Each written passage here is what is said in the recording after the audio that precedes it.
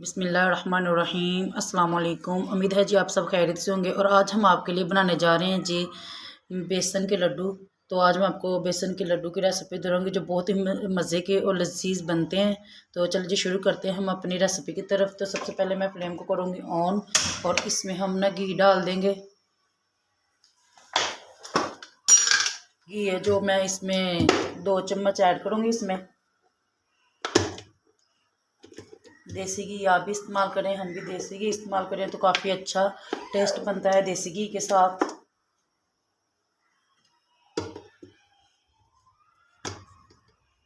अगर आपको कम लगे तो थोड़ा और डाल लीजिएगा, काफ़ी है इतना घी।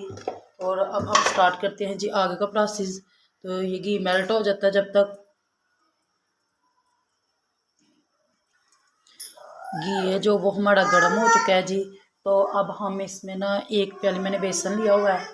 तो देखिए जी मैंने 1 प्याली जो है वो बेसन लिया है वो इसमें डाल दूँगी और इसको अच्छी तरह से हम हिलाते जाएंगे। और इसी घी के अंदर इसे अच्छी तरीके से आपने हिलाना है ताकि ये साथ जले ना।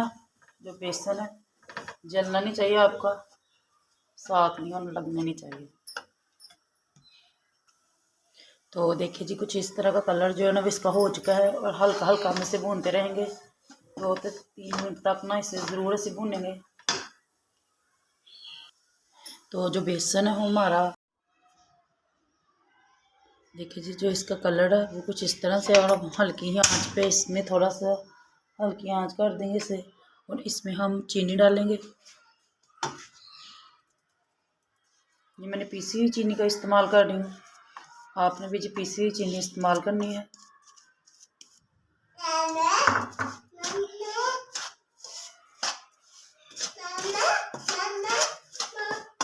और चीनी हमारी इसमें अच्छे तरीके से मिक्स कर लेनी है आपने।